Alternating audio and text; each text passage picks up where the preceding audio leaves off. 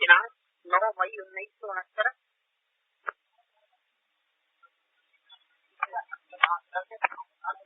शुक्रवार। समय टाइम रात्रि 8 से 9। पूज्य बाबू जी का दैनिक प्रवचन।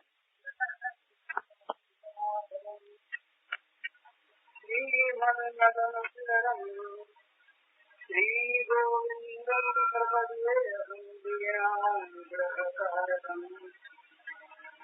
वंदे मुकुंदमरविंदजनार्दनाक्षम् कुंदे शंखदशनं शिशुगोकुलेशम् इन्द्रादिदेवगणवन्दितपादपीठम् वृन्दावनालयमहं वसुदेवसुम्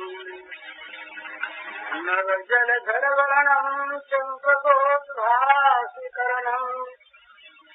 विकसितनलिनास्यं विश्वन्मन्दहास्यं कनकरुचिदुकूलं चारुबलहावशूलम् कमपि निखिलसारं नवयोगीकुमारम् वंशीतिभूषितकरान्नवनीरदाभात् ीताम्बराधर्मबिम्बफलाधरोष्ठात् पूर्णेन्दुसुन्दरमुखादरविन्दनेत्रात् कृष्णात् परं किमपि तत्त्वमहं न जाने। ध्यानाभ्यासवशीकृतेन मनसा तन्निर्गुणं निष्क्रियम् योगिनो यदि परं पश्यन्ति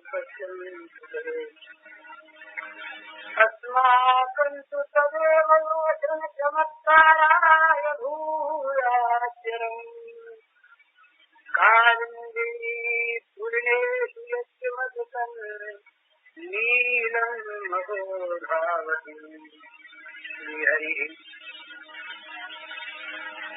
अखिल विश्व चराचर के रूप में अभिव्यक्त भगवान की दृष्टि से आप सबके श्री चरणों में मेरे प्रभक्ति नमस्कार।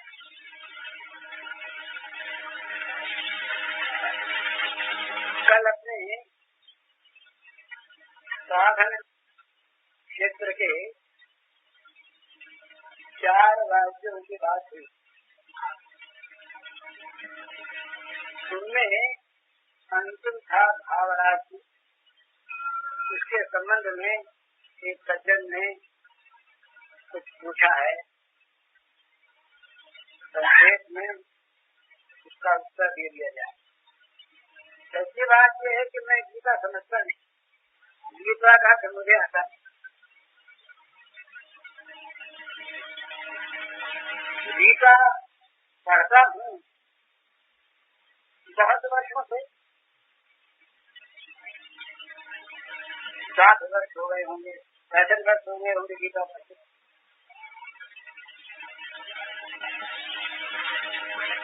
पर गीता का सच्ची बात है मैं नहीं जानता। जो कुछ कभी कभी अपने मन में तरंग आ जाती है, अर्थ है कि नहीं मुझे पता नहीं, मुझे जो अच्छी लगती है उसे मान लेता हूँ। और उसमें बहुत बार मुझे अच्छे अच्छे सत्पुरुषों का समर्थन भी मिल जाता है। तो ये जो मैंने कल बात कही थी गीता में ज्ञानोत्तर भक्ति की, ये बात वैसी है जैसी मेरी समझ में आई। ठीक है कि नहीं मैं नहीं जानता, मुझे अच्छी लगती है। और शब्दों से ये स्पष्ट प्रतीत भी होता है। ब्रह्मभूतः प्रसन्नात्मा न शोचति न कांक्षति।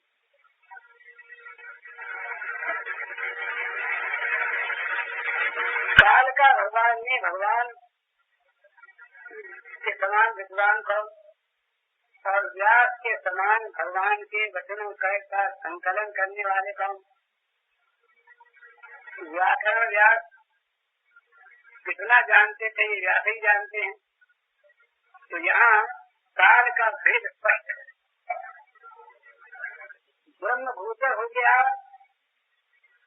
परमात्मा हो गया, आकांक्षा और शोक का अभाव हो गया, सब में समभाव से ब्रह्म दर्शन हो गया। ये शब्दार्थ है और ठीक ठीक इस बात को बताता है कि ये उसका वर्णन है जो ब्रह्म को प्राप्त हो चुका। जो ऐसा है उसके लिए कहते हैं मद भक्ति लभते परा। जो ऐसा हो गया वो मेरी परा भक्ति को प्राप्त करता है, उसके बाद करता है। और तपोमान तत्व को ज्ञातवा, तपो शब्द है, तपः उसके बाद उस परा भक्ति के द्वारा मुझको जैसा जो कुछ मैं हूँ ठीक वैसा वो जान पाता है। तत्वमान तत्व तो ज्ञातवा विषते तदनंतरम। और ज्ञातवा तो जानने के बाद क्या होता है? ज्ञातवा है, जानने के बाद क्या होता है?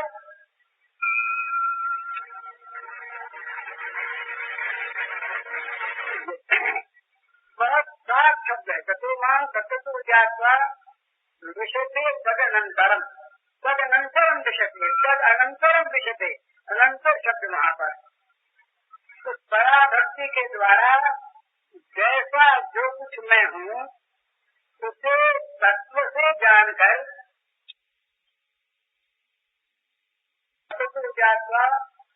विषते तदनंतरम, तदनंतरम विषते, तद अनंतरम विषते।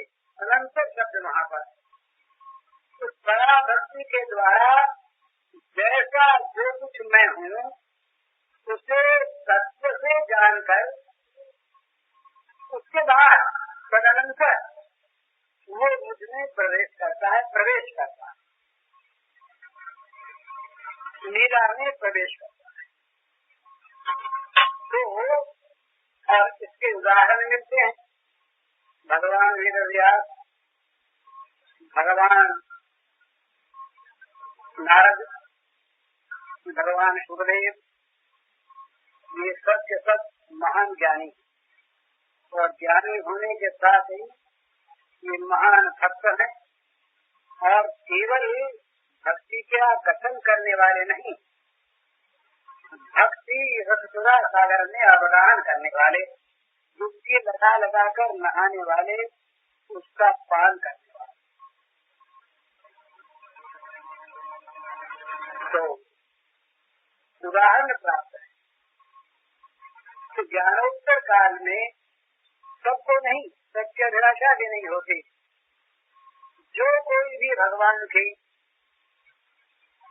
इस रस धारा में प्रवाहित होना चाहता है, रस क्या है? रसो वैसा,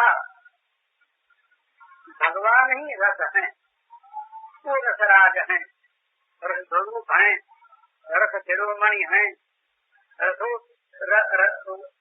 के महार्णव हैं, रस के नित्य निर्वधि उत्स हैं, रसमय हैं। उन्हीं का रस, उन्हीं को रसदान देने के लिए, उन्हीं की इच्छा से जहाँ जब कभी प्लावित होता है उस रस में अवगाहन करने के लिए ये ऋषि मुनि, बड़े बड़े महात्मा लालायित हो जाते हैं कि किसी प्रकार उस रस में अवगाहन करने का, डुबकी लगाने का, उस रस के पान करने का सौभाग्य प्राप्त हो।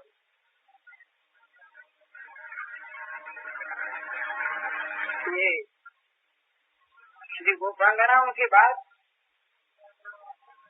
ये सबके सब प्रभु ज्ञान संपन्न थी, सच्ची बात है। इनके शब्द हैं। लखन बोधिकारण्डनो भवान अखिल देखनाम अंतरात्मग्र लिखन सात्य को विश्व गुप्त सख मुझे युवान शाश्वताम खुले रे में रमेशो भय सुंदरी रे यथार्थ स्वप्न प्रमा आत्मा रामो करी रमत। ये सारी बातें बतलाती हैं कि गोपांगनाओं का स्वरूप क्या था। परंतु जहाँ पर ये रस की पवित्र दिव्यतम रस की धारा बहती है वो बड़ी विलक्षण होती है। उसकी छाह किसी भी तर्क के द्वारा, किसी भी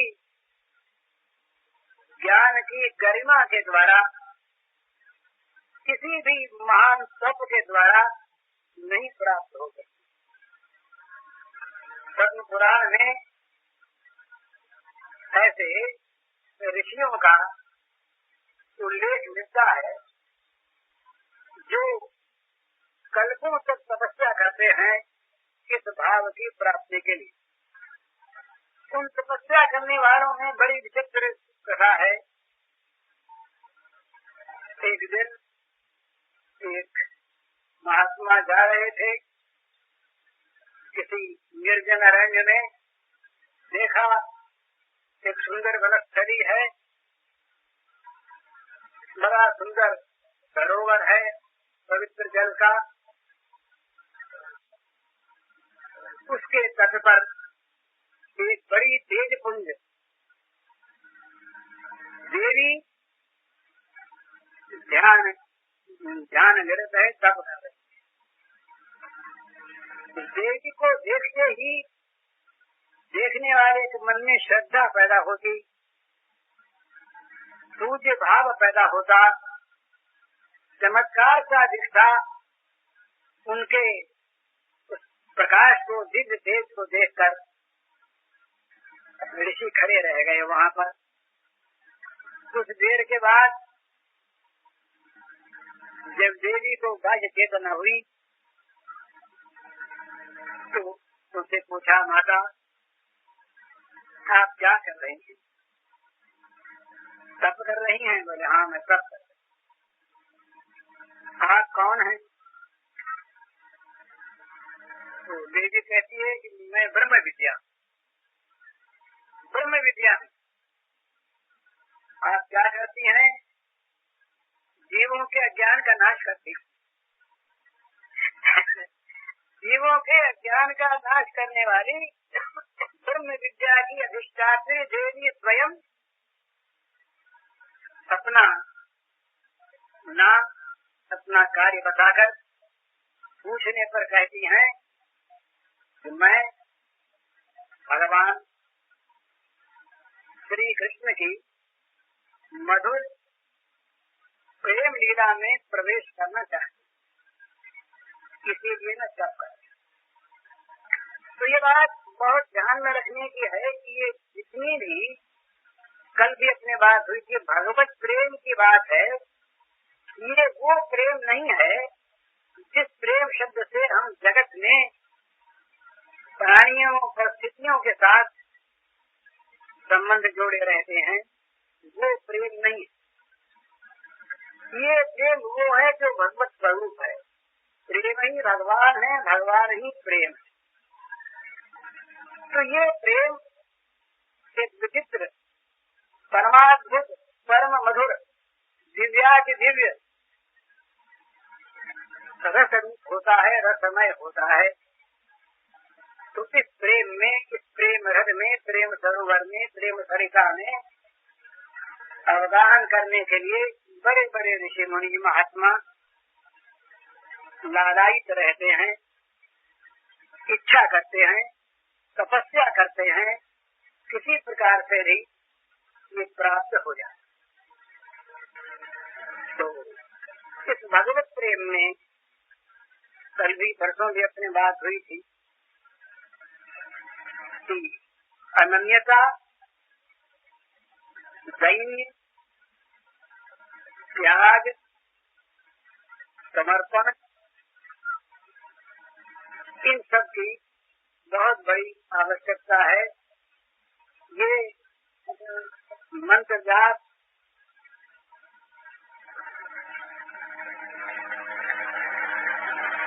तप आदि बाह्य सहायक होते, इनसे भी सहायता मिलती है, परंतु किसी मंत्र के द्वारा प्रेम नहीं प्राप्त होता।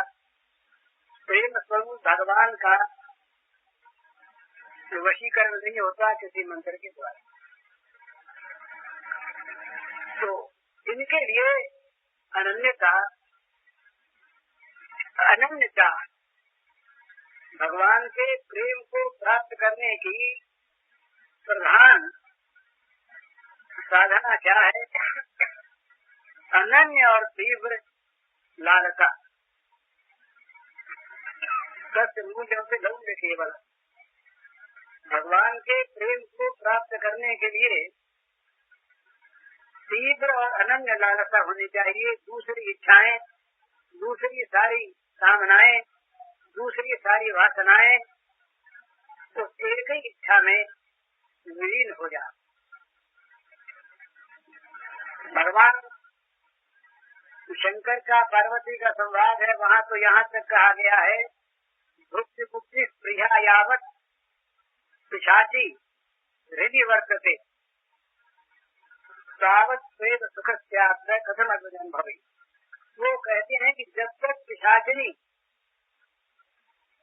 भुक्ति और मुक्ति की, भोग और मोक्ष की पिशाचिनी इच्छा हृदय में वर्तमान है, तब तक प्रेम के, दिव्य प्रेम के अंकुर का उदय नहीं हो सकता। भोग और मोक्ष इन दोनों के परित्याग की पूरी तैयारी हो तो हम लोग तो कह सकते हैं कि अब तो मोक्ष तो त्याग ही बैठे हैं, तो रुकते नहीं है मोक्ष की। तो ये मोक्ष का त्याग नहीं है, वो मोक्ष का त्याग भगवान कपिल के बात हैं श्रीमद् भागवत में, सालोक्य शास्त्र सामीप्य सारूप्य कत्वमप्युत दीयमानम न गृह्णन्ति बिना मत सेवन जनाः। कहते जो मेरे जन हैं, जो मेरी सेवा का अधिकार प्राप्त कर चुके हैं, जो सेवा परायण है, मेरे जन दीयमानम न गृह्णन्ति, देने पर भी ग्रहण नहीं करते, दिए जाने पर भी स्वीकार नहीं करते। किस चीज को?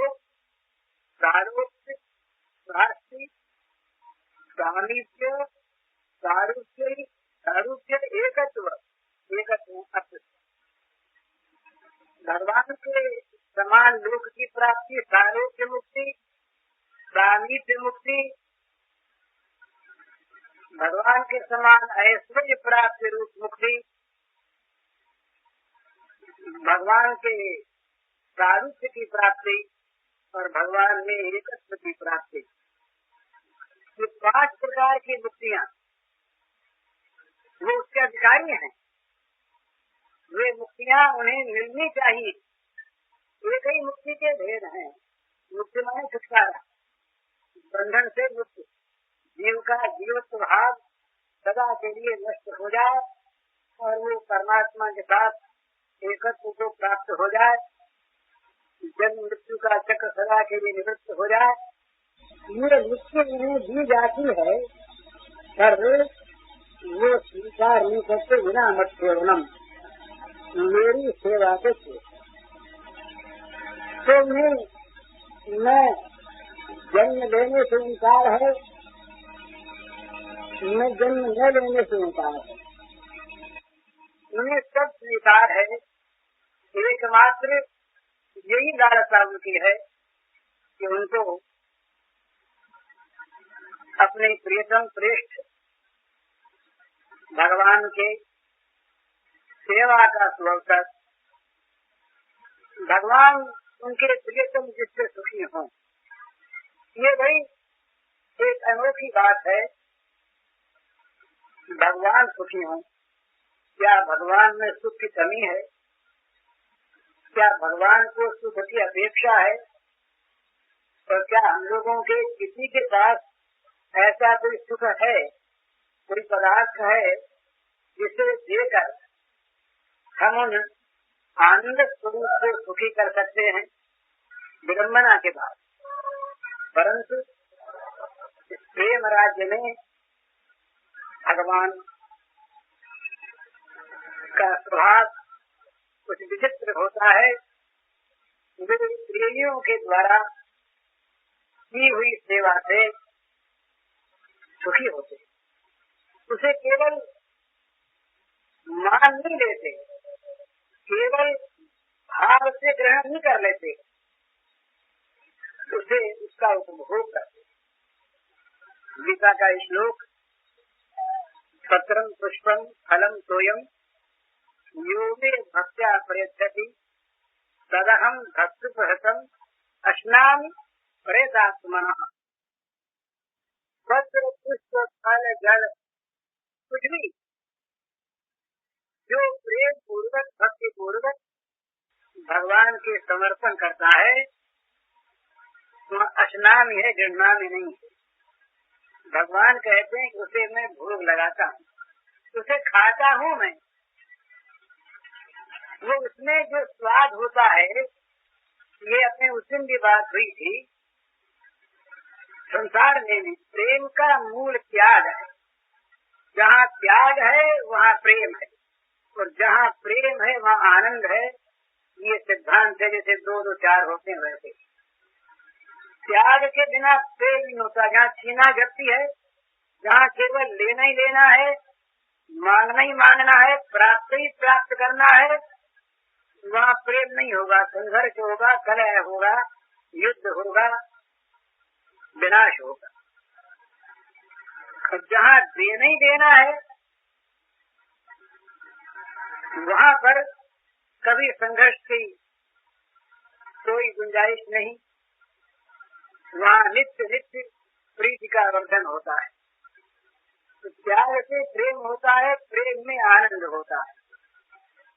तो भुक्ति मुक्ति का त्याग भगवत प्रेमी के द्वारा किया नहीं जाता, सहज हो जाता है।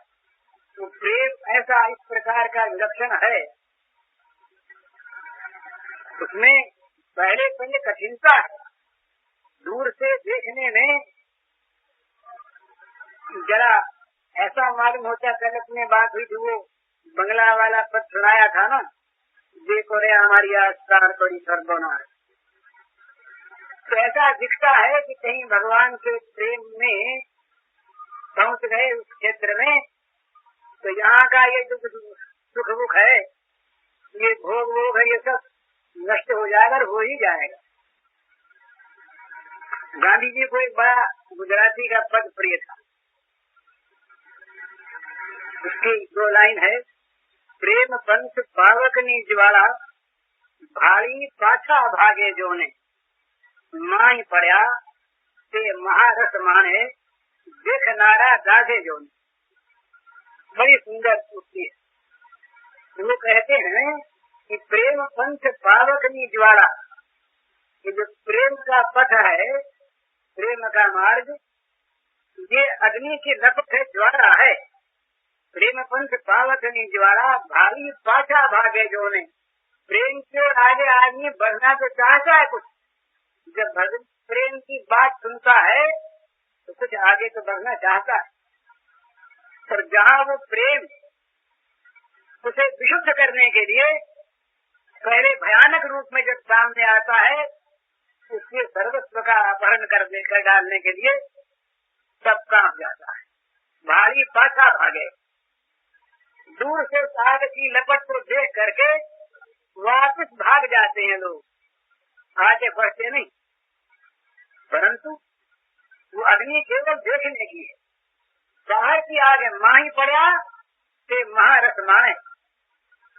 जो उस आग में कूद पड़ते हैं, जो उस आग में कूद पड़ते हैं, उनको जलन तो होती ही नहीं, वो महान सुधा शीतल रस में निमग्न हो जाते हैं। पर जो केवल दूर से देखते हैं वो जल जाते हैं। देखनारा दाढ़े, देखने वाले तो दाढ़ जाते हैं, जल जाते हैं, पर उसके अंदर कूद पड़ने वाले, उस अजल प्रेम की ज्वाला में कूद पड़ने वाले वो महान रस का आस्वादन करते हैं। तो इसलिए इस प्रेम में थोड़ी थोड़ी पहले कठिनता ये है, मनुष्य को त्याग के लिए तैयार होना होगा, तब वो भगवान के प्रेम में आगे बढ़ सकेगा। इसीलिए हम लोग जो भूलकानी लोग हैं, उनके सामने कर्म राज्य की बात ही होनी चाहिए, प्रेम राज्य की बात न कहने लायक है, न सुनने लायक। आप लोगों में से कोई हो तो वो बड़े भूल जाए, बड़ी कठिन बात। तो जो प्रेमी लोग हैं, वास्तव में प्रेमी, उनके उद्गारों का सहारा लेकर, आश्रय लेकर, उनको आदर्श मानकर हम थोड़ा थोड़ा आगे बढ़ सकते हैं। तो अभी एक जो पद गाया है उसको मैं सुना दूंगा आपको। ये श्री राधा के वाक्य हैं, भाषा राधा की चाहे न हो, वो राधा के प्रेमोद्गार हैं भगवान श्री कृष्ण के प्रति। मेरी इस विनीत विनती को सुन लो हे ब्रजराज कुमार, युग युग जन्म जन्म में मेरे तुम ही बनो जीवनाधार। मुक्ति नहीं, वो कहती हैं कि मेरी इस विनम्र विनती को हे ब्रजराज कुमार तुम सुन लो। क्या विनती है? युग युग में और जन्म जन्म में बस मेरे जीवन के आधार केवल तुम ही बनो। कोई वस्तु नहीं, कोई परिस्थिति नहीं, कोई ज्ञान विज्ञान नहीं, कोई योग तपस्या नहीं, कोई तत्व नहीं, कुछ नहीं, बस तुम युग युग जन्म। तुम कौन? ब्रजराज कुमार। ये ब्रजराज कुमार, ये हुलिया मधुसूदन स्वामी ने हुलिया बताया। मधुसूदन स्वामी गीता के भाष्य में लिखते हैं, वंशी विभूषित कराम नवनीर गाभात पीताम्बरात अरुण बिंब फलाधरोष्ठा पूर्णिंद सुंदर मुखात अरविंद नेत्रात कृष्णात परम तत्व किमत तत्व महम न जाने। श्री कृष्ण से परे कोई तत्व यदि है तो उसे मैं नहीं जानता। तो यहाँ भ्रम हो सकता है कि श्री कृष्ण कौन से?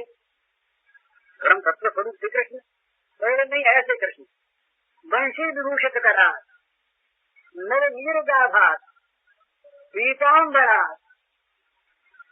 ये हुलिया बताया कि जिनके हाथ में वंशी सुशोभित है, जो नवीन नीरद के समान नवनीर मेघ श्याम वर्ण के हैं, जो पीताम्बर धारण किए हैं।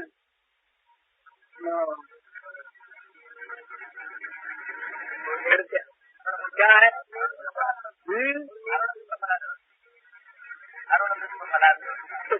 कुछ विकृति हो गई। पीताम्बरात अरुण बिंब फलाधरोष्ठात, लाल लाल बिंब फल के समान जिनके अधरोष्ठ हैं। पूर्णेंद्र सुंदर मुखात, पूर्णिमा के चंद्रमा के समान जिनका प्रफुल्ल मुख कमल है, मुख चंद्र है। अरविंद नेत्र कमल के समान जिनके नेत्र हैं। ऐसे श्री कृष्ण के सिवा किसी तत्व को हम नहीं जानते। तो मेरी इस विनीत विनती को सुन लो हे ब्रजराज कुमार। ब्रजराज कुमार शब्द में स्वारस्य है। जो ब्रजराज कुमार है, वो ब्रजराज कुमार युग युग में जन्म जन्म में मेरे जीवन आधार बने, ये उनसे प्रार्थना है। तो तुम क्या बनी रहोगी? पद पंकज पराग थी, मैं नित अलिनी बनी रहूं नंदलाल। लिपटी रहूं सदा तुमसे मैं, कनक लता जो धर्म समार। ये कमल और भ्रमर का बड़ा संबंध होता है। ये कमल का जो पराग होता है, इसका बड़ा लोभी होता है मधुकर भ्रमर। तो वो कहती हैं मैं तो तुम्हारे पद पंकज की नित्य भ्रमरी बनी रहूं, अलिनी बनी रहूं। अली भ्रमर को कहते हैं। हे नंदलाल, वो नंदलाल शब्द फिर यहाँ पर भी है, गजराज कुमार।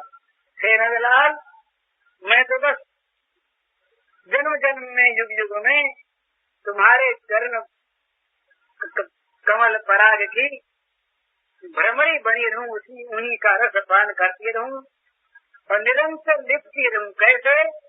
कनक लता जो तरुण तमाल, जैसे तमाल के वृक्ष पर स्वर्ण लता नित्य लिपटी रहती है, इसी प्रकार मैं नित्य तुम्हारे चरणों में लिपटी रहूं। और ये पक्की बात हो गई, निश्चय हो गया। दासी मैं हो चुकी सदा को, पूर्ण समर्पण है। भाई समर्पण होगा, किया जाएगा, कर रहे हैं, कुछ दिन के लिए दिया है तो नहीं। दासी मैं हो चुकी सदा को। और दासी का भाव क्या है?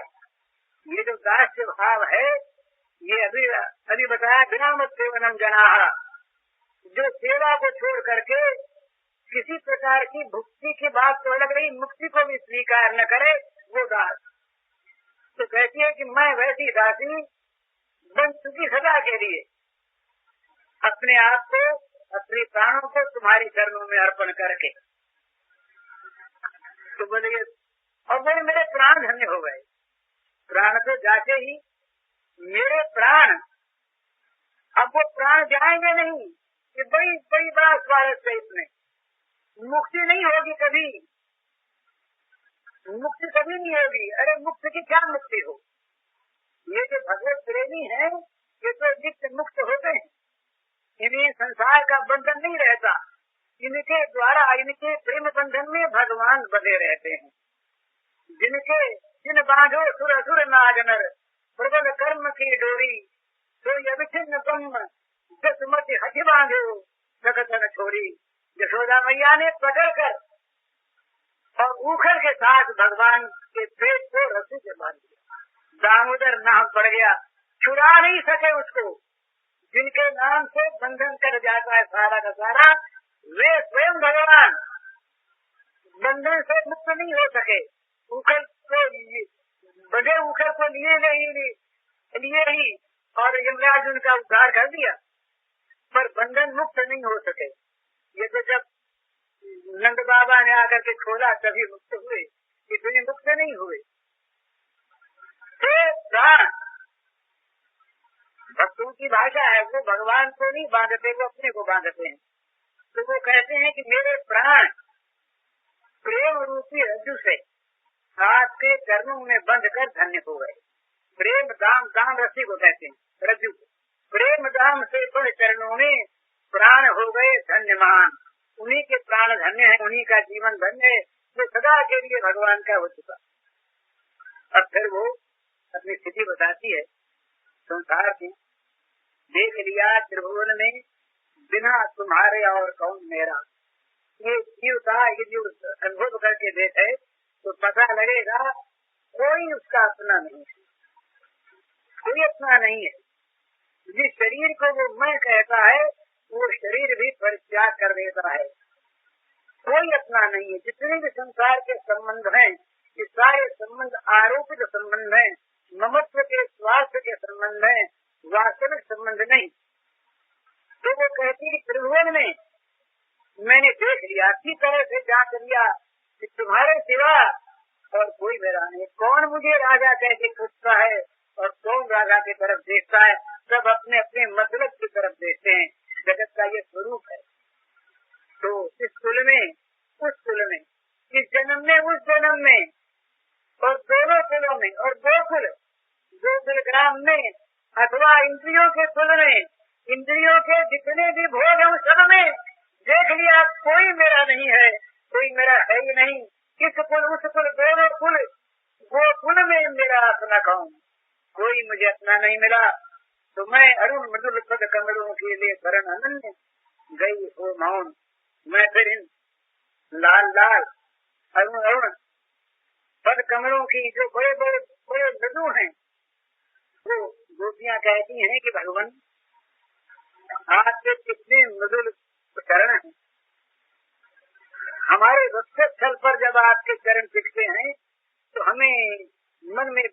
लगता है कि आपको चोट लगती होगी, वो आपके चरण कमल इस वन प्रांतर में इन कंटकों पर, घास पर चल रहे हैं, कितना कितना परिताप है।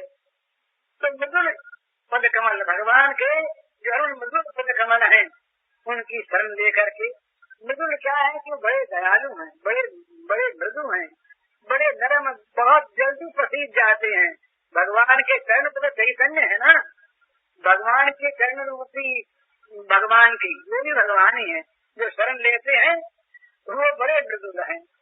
बस जो चरण की शरण में गया उसका वह कर लिया, ये उनके चरणों का स्वभाव है। तो बस मैं तो अनन्य शरण लेकर के किसी दूसरे की शरण ली नहीं, बस मैं तो चुप हो गई, मौन हो गई। लेकिन मुझसे तुम्हारे देखे बिना रहा नहीं जाता। एक बात बड़ी सुंदर है, बड़ी सुंदर बात है। यदि भगवान को देखने की आंखों को बाण पड़ जाए, दूसरा तो हमारे एक बड़े परिचित संत हैं, वो कहा करते हैं कि हमें कृष्ण के सिवा कोई दूसरा दिखता ही नहीं, तो क्या कर, नहीं दिखता। तो गोपियों का ये हाल था। तो मैंने सुनाया था, तो एक वो गोपियां बैठी तो प्रेम चर्चा हो रही, तो बोले भाई ये नंद बाबा भी गोरे हैं और यशोदा मैया भी को भी कहीं कहीं गोरी बताया है, और बलराम जी भी गोरे, दाऊ जी भी, और माँ रोहिणी भी गोरी, और ये नंद के सारे भाई गोरे, ये हमारा ये जो कृष्ण जो हमारा श्याम सुंदर, ये सांवला कैसे हो गया। अब वहाँ पे एक ही चर्चा है, जब 5 गोपी बैठ के दुनिया की बात करते हैं ना, वहाँ तो कोई चर्चा ही नहीं है। वो एक युग गीत आता है भागवत में, उसको बढ़िया कितना सुंदर है, दूसरी बात नहीं, तो यही चर्चा। तो एक गोपी ने कहा अरे तू समझती नहीं, पगड़ी हो गई, क्या तो सीधी सी बात है। बोले क्या सीधी सी बात है। तो बोली कवि की सोच बड़ी सुंदर, कजरारी अखियान में, कजरारी अखियान में बसो रहे दिन रात, प्रीतम प्यारो हे सखी साथे सांवर गात। अरे काजल भरी आंखों में रात दिन बसता है, रात दिन भला बसो रहे दिन रहे, दिन वो दिन रात बसता है, क्षण भर भी हटता नहीं। तो रात दिन जो काजल की कोठरी में रहे वो काला न होगा क्या। तो कजरारी अखियान में बसो रहे दिन रात, प्रीतम प्यारो, वो प्रियतम, वो हमारा प्रियवर निरंतर हमारी काजल भरी आंखों में बसा रहता है, इसलिए काला हो गया। ये बात कवि की कल्पना नहीं, भगवान का तत्व क्या है। सर्वम खल्विदं ब्रह्म वासुदेव सर्वमिति, सब महात्मा सुंदर, सब जगह भगवान है, जो सब जगह भगवान को देखता है वह ठीक देखता है। यो माम पश्यति सर्वत्र सर्वं मयि पश्यति तस्याहं न प्रणश्यामि सत्यमेव न प्रणश्यति। तो गोपी की आंख आप देखते हैं कि हमारी आंखों की पुतली के सामने जो चीज आती है, आंख की पुतली में वही दिखती है, गाय तो गाय दिखेगी। पर गोपी की आंख ऐसी बन गई है कि गोपी की आंख के सामने जो आता है श्याम सुंदर बन जाता है, श्याम सुंदर के सिवा कोई दिखता ही नहीं।